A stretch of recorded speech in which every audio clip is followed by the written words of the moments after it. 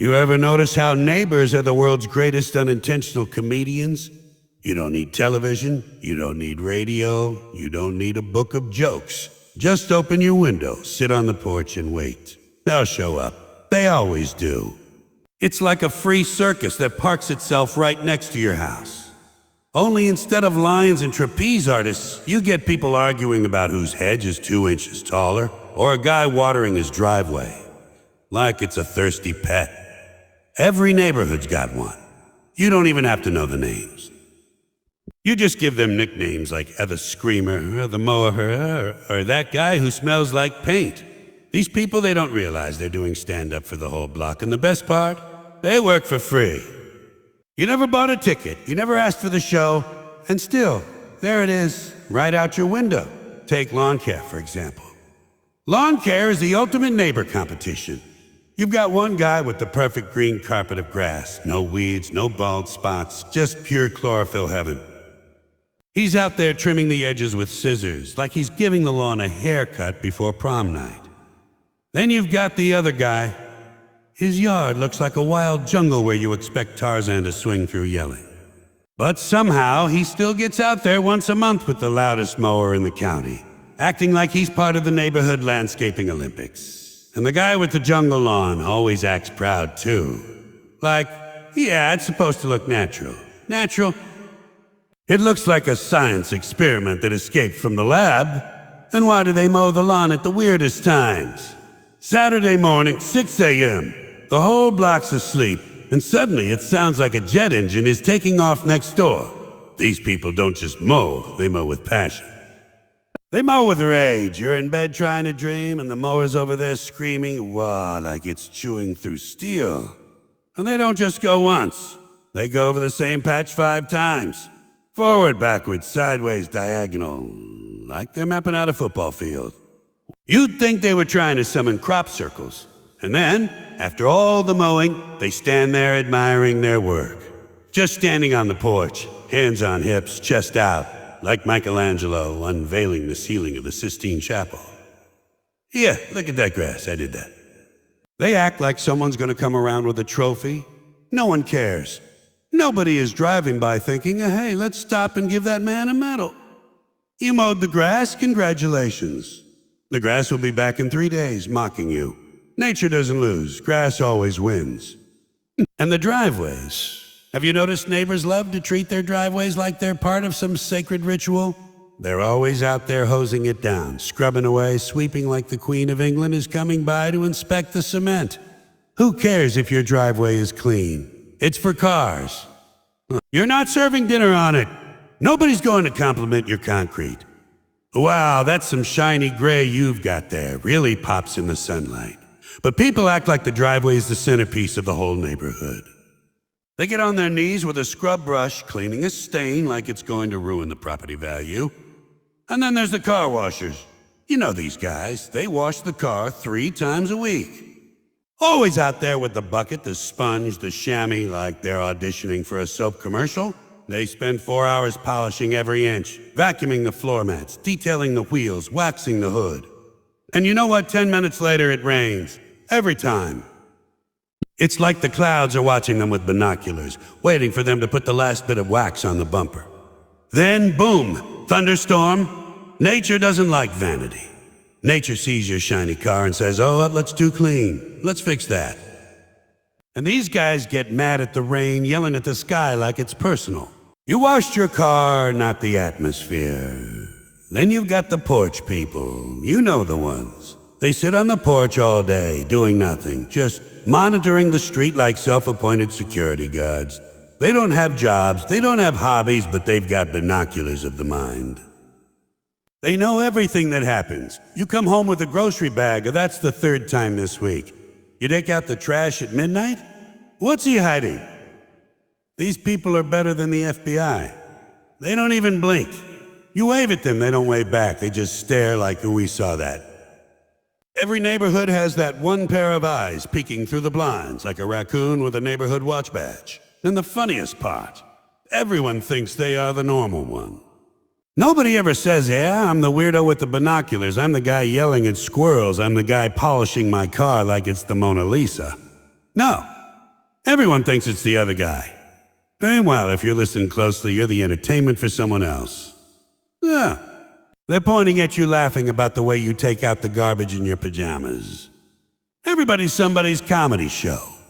The garbage ritual. Oh, that's one of my favorites.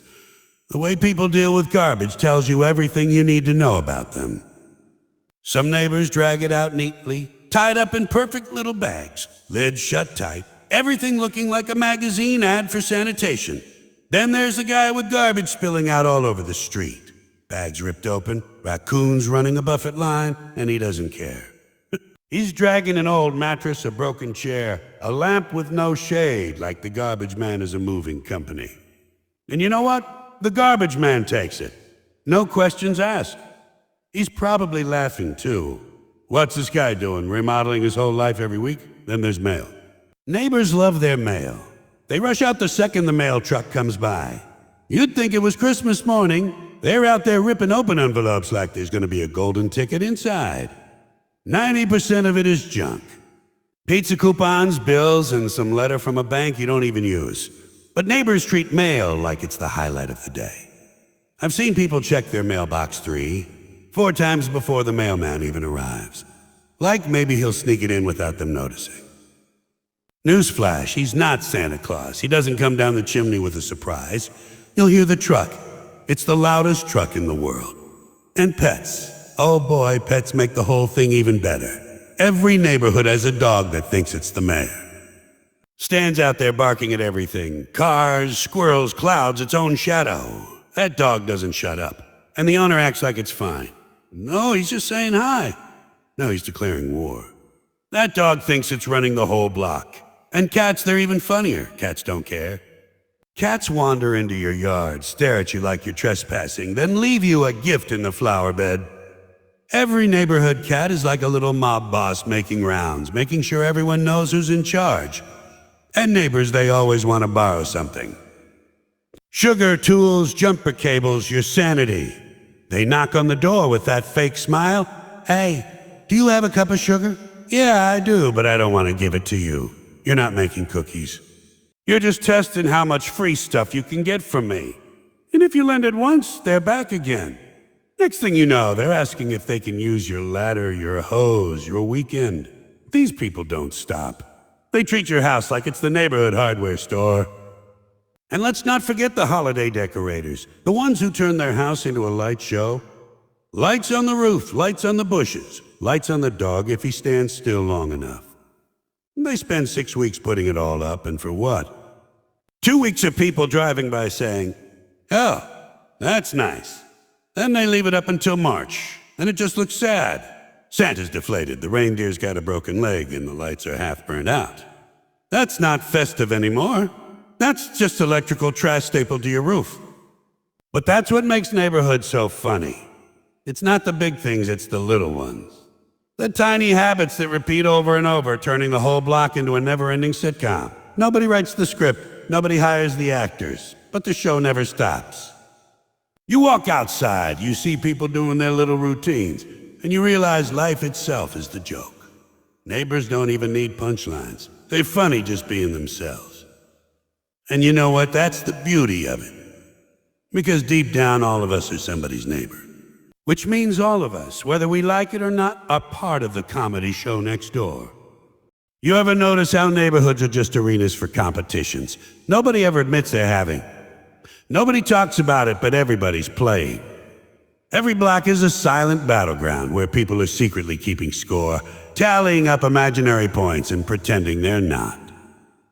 You never hear anyone say yes. I'm locked in an unspoken war with the guy across the street over who has the better lawn ornaments. But you can see it. You can feel it. You can smell it in the air. Neighbors live in constant, low-level rivalries that create comedy without anyone even trying. It's like a game show where nobody volunteered to be a contestant, but everyone's competing anyway. Let's start with the classic. Holiday decorations. Oh yes, nothing brings out the inner competitor like twinkly lights and inflatable Santas. One neighbor puts up a simple wreath, nice and modest, very tasteful. The next guy says, oh, that's cute. Let me just cover my entire house in enough lights to reroute aircraft. Suddenly the street looks like Las Vegas in December. Reindeer on the roof, elves climbing the gutters, Santa in a helicopter hovering over the chimney. And the guy who started it with the little wreath? Now he feels like a loser. He's out there scrambling to hang up one sad string of lights just to keep up. It's not for the joy of the season. It's to say, hey, I'm not the neighborhood slacker. I can compete too. And these decorations don't stop at Christmas. Every holiday becomes a chance to outdo the neighbors. Halloween? Forget about kids in costumes. About who can turn their front yard into the scariest movie set. Skeletons climbing out of the ground, fog machines running non-stop. Speakers hidden in the bushes making ghost noises. And there's always that one guy who goes too far. He's got severed heads, glowing eyes, creepy dolls staring at you while you walk by. Kids don't even want candy from his house. They just skip it. And he's proud of that. Yeah, I'm the scariest one. That's not a compliment. That's a restraining order waiting to happen. Even something as simple as putting out the trash turns into a competition.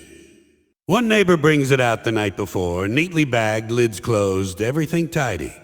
The other neighbor sees that and thinks, oh yeah, watch this.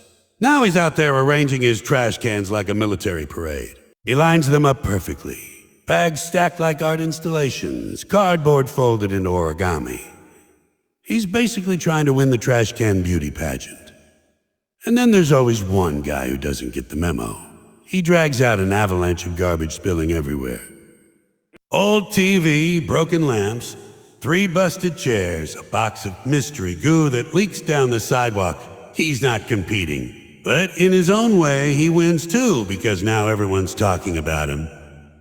And speaking of garbage, have you noticed how neighbors secretly time when they bring it out? Like it's a race. You see one guy wheel out his can at 7 p.m. And suddenly, like clockwork, here comes 3 more people with their cans. Nobody wants to be first because then you look too eager. Nobody wants to be last because then you look lazy. It's the garbage games. People peek out their windows waiting for someone else to make the first move. Then, bam, out they go, dragging plastic bins like Olympic athletes. Even cars are part of this silent scoreboard. One neighbor washes his car, shines it up until it blinds passing drivers, and the next day, magically, every car on the block is sparkling too. Not because everyone suddenly decided their cars were dirty, but because nobody wants to be the slob with a dusty minivan when Mr. Shiny Sedan is parked out front. And there's always that one guy who takes it too far, waxing his car twice a week, polishing this car twice a week, polishing and vacuuming the trunk. And when people walk by, he pretends he's just casually wiping it down, like, oh, nothing special here. But really, he's screaming, look at me. Look at the reflection on this hood. I'm winning. Lawns, though? Lawns are the Super Bowl of neighborhood competition. Grass height is a matter of pride. If your lawn is 2 inches higher than your neighbor's, you're basically announcing to the world that you've given up on life. People out there with rulers, measuring blades of grass, whispering to themselves, can't let Bob get ahead. Not on my watch. They buy fertilizer, sprinkler systems, special seed blends from catalogs. They spend hundreds of dollars just to make a patch of grass look slightly greener than the guy across the street. And then they stand there staring at it, waiting for someone to say, wow, nice lawn. Nobody says it. Nobody cares, but in their minds they're champions. And have you noticed how neighbors secretly compete with parking? Oh yeah. Driveways become battlefields. One guy always parks perfectly centered, nice and neat. Another guy pulls halfway onto the grass, and suddenly the first guy's out there the next day, carefully aligning his car like he's docking a spaceship. And don't even get me started on street parking. That's where the real wars happen. One space in front of your house, and suddenly everyone wants it. You park there, someone else parks closer, then you come home and find your spot taken. And it's like a neighborhood declaration of war. Nobody says anything, but inside you're boiling. That's my spot, he knows it. He knows that's my spot. It's unspoken, but it's real. Even kids become part of the competition. Who's got the smartest kid, the funniest kid, the most athletic kid? One family brags, oh, little Timmy just learned to read. Next thing you know, the neighbor's shouting, well, little Susie just learned calculus. Nobody wants their kid to be the one who just eats glue. So parents push harder, sign them up for piano, soccer, ballet, everything. Not because the kid likes it, but because the neighbors might hear. Oh yes, our son's in the gifted program. Nobody mentions the kid also tried to eat the gifted program's crayons. And let's talk about barbecues. Barbecues are never just barbecues, they're neighborhood cook-off competitions. One guy fires up his grill, throws on some burgers, and suddenly the guy next door rolls out a smoker the size of a small car, cooking ribs, brisket, chicken, 3 kinds of sausage, and maybe a goat just for fun. The smell drifts down the street, and now everybody's comparing. "Ooh, wow, smells good over there." And the first guy's left flipping his sad little hot dogs, pretending he doesn't care, but you can see it in his eyes. He's lost. And have you noticed how even mailboxes become part of the rivalry? One guy replaces his with a brand new shiny one, and suddenly everyone's looking at their own mailbox like it's a rusted tin can. The next week, boom, 3 new mailboxes on the block. It's not about mail. Nobody cares about mail, it's about status. It's about saying, look, my mailbox is better than yours. My junk mail has a nicer home. Gardens? Oh, those are competitions too. Tomatoes, cucumbers, roses. Neighbors will spend months tending their little patches. And when the first tomato shows up, it's like they've won the Nobel Prize. They bring it over in a basket, showing it off like a newborn baby. Look at this tomato. Meanwhile, you're staring at your own sad garden where nothing grew except one pathetic weed. And you're thinking, the great I lost the produce war. And the next year you try harder, not because you like gardening, but because you can't let them win again. And even silence is competitive. Have you noticed this? The quiet houses, the ones where nothing happens, no noise, no drama, they're competing too. They're saying, oh, we're the respectable ones. We're the ones who have it together. Meanwhile, the loud houses with dogs barking and kids screaming are saying, no, we're the fun ones. We're living life. It's all part of the same game. Nobody admits it, but everyone's comparing, judging, keeping score in their heads. The truth is, neighborhoods aren't just places where people live. They're arenas of unspoken contests. Every decoration, every lawn, every barbecue, every garbage can placement is a round in the silent Olympics. Nobody wins medals, nobody gets trophies, but everybody's competing anyway. And the funniest part? The only people watching are the neighbors themselves. Nobody else cares. The world doesn't care about your grass, your mailbox, or your holiday lights. But on your block, it matters. On your block, it's everything. And maybe that's the real joke. Because the competitions never end. They just go in circles, round after round, year after year. And no matter how hard people try to win, the only prize they ever really get is the satisfaction of thinking, for one brief moment, that they're just a little bit better than the guy next door. Noise is the national anthem of neighborhoods. You don't need a flag. You don't need fireworks. Just crack your window and you'll hear the whole orchestra warming up. And it's always the neighbors providing the soundtrack. It's like living next to a radio station that never plays music, but still manages to run 24 hours a day. Every neighborhood has its own greatest hits album, and the playlist never ends. It starts simple. Barking dogs. That's always track 1. Every block has a dog that thinks it's in charge of sound effects. The dog doesn't bark because something's happening. The dog barks because it feels like it.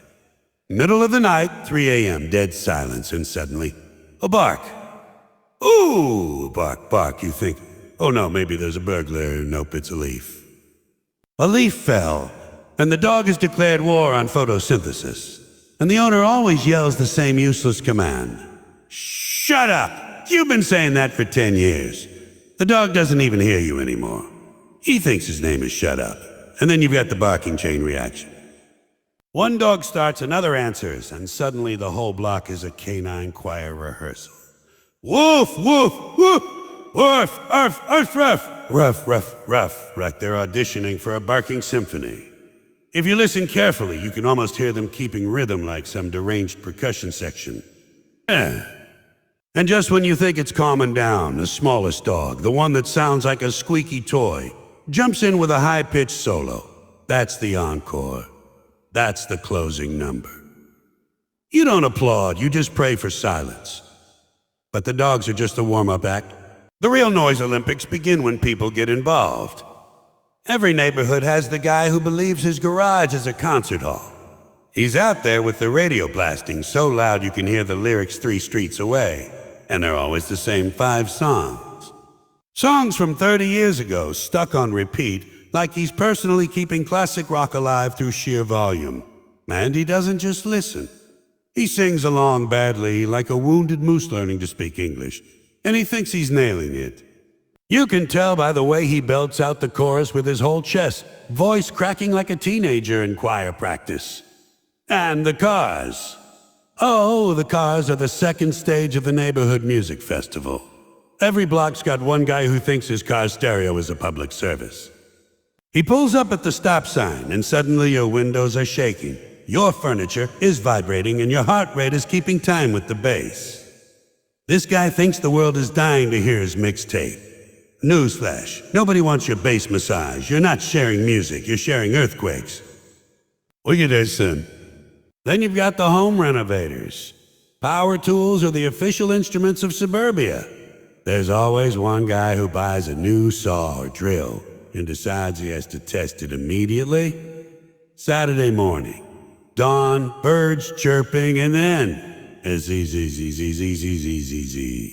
not even construction.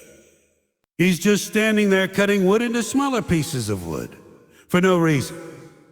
The sound goes right through the walls, right through your skull, until you're dreaming of buzzsaws chasing you through a lumber yard. And these guys never finish. They just keep working on projects. What projects? Nobody knows. They're just creating noise as a hobby. And don't forget the leaf blowers. Ah, yes, the leaf blower. Mankind's most unnecessary invention. People firing up these jet engines to move leaves from one spot to another. That's it. The leaf isn't gone. It's just relocated. And the sound is unbelievable. It's not just loud, it's aggressive. Like a swarm of bees trapped inside a chainsaw. And they always use it when there are no leaves. You've seen this? Perfectly clean driveway, not a leaf in sight, and still. Whoosh! What are you blowing? Air? Practicing for the leaf blower symphony. But the kids are the MVP of neighborhood noise. Kids don't play quietly, they scream. And stop. They scream for fun, they scream for pain, they scream just to hear their own voices bounce off the houses. Kids don't talk at playground volume, they talk at jet engine volume. And basketball? That's the soundtrack of childhood. A boom, boom, all day, all night. You're lying in bed and the sound echoes in your head. And it's never 1 or 2 bounces, thousands. 1,000 basketballs bouncing like your skull is the hoop. And every shot misses the ball rolls. They chase it and it starts again. Boom, boom. It's not a game, it's torture by repetition. And why do kids love bikes with squeaky brakes? Every time they stop, it sounds like a goose being strangled. And they don't stop once, they stop 10 times, up the driveway, down the driveway, back up again. Every stop is another goose getting choked. And they're laughing the whole time, like it's the funniest sound in the world. To them, it is. To everyone else, it's an air raid siren with training wheels. Then there's the ice cream truck. Oh yes, the most deceptive sound in history. It's a lovely jingle for the first 10 seconds. Oh, ice cream, how nice. But then it keeps going, over and over. That same 30-second song on a loop for 2 hours as the truck crawls through the neighborhood at 2 miles an hour. By the 10th repetition, you don't want ice cream. No, you want silence. And the song is always slightly off-key, like it's being played on a broken clown organ. The only people who love it are the kids who scream loud enough to shake the windows. Suddenly, you've got 20 children running down the street like a stampede, parents yelling behind them, and the ice cream man just smiling, playing that cursed melody. And fireworks. Nothing says a quiet evening, like a neighbor deciding to light fireworks for no reason. It's not a holiday, it's not a celebration, it's just Tuesday night, and suddenly your backyard sounds like the Battle of the Drums. And they never buy the good fireworks. It's always the cheap ones. The ones that make a deafening pop but don't light up the sky. So you're left with ringing ears and no show. Just smoke and regret. And of course the kids cheer, the dog barks, the car alarms go off. Oh, whole neighborhood is awake. And the cars with bad mufflers. That's another classic. You ever notice these cars don't just pass by quietly? No, they announce themselves. You can hear them 5 blocks away. And the driver acts like he's driving a race car, even though it's a beat-up sedan with one door the wrong color. And when they stop at the light, the engine keeps growling of vroom. Vroom. Like it's going to explode. It's not power, it's indigestion. Then there are the arguments. Oh, the arguments. Every block has that couple that fights so loud they don't even need walls. You're in your living room and suddenly you're hearing Act 2 of their domestic opera. Voices carrying across the street. Words bouncing off houses until everyone knows who forgot the laundry and who didn't buy the right kind of peanut butter. And the best part? The fight always ends the same way, with silence. But not normal silence. The tense silence, where you know the fight's not over, it's just loading the next round. And music practice, don't get me started. Every neighborhood's got a kid learning the trumpet. You never hear a final performance trumpet, you only hear a beginner trumpet. And beginner trumpet is the same 3 wrong notes played over and over. Honk, honk, honk, honk, honk like a goose with asthma. Parents act supportive, neighbors plot revenge. And it's not just trumpet, it's drums too. Nothing like a 10-year-old on a drum set pounding away like they're summoning rain. You're in your kitchen trying to drink coffee, and next door it sounds like thunder in a tin can. And the funniest part is nobody thinks they're the noisy one. Everyone believes they're quiet, peaceful, the victim of sound. But go ask the neighbor and you'll hear a different story. Oh, that guy with the blender at 6 a.m. Nightmare. Now that woman with the TV on full blast, driving me crazy. Everyone's got their own list. Everyone's keeping score in the Noise Olympics, and deep down we're all competing. Because the real joke is, the louder the block gets, the more each neighbor tries to drown the other out. The guy with the lawnmower, the kid with the basketball, the car with the stereo. They're not just making noise. They're trying to win. And the truth is nobody wins. In the Noise Olympics, everybody loses. Because when it's finally quiet, when the dogs sleep, the cars rest.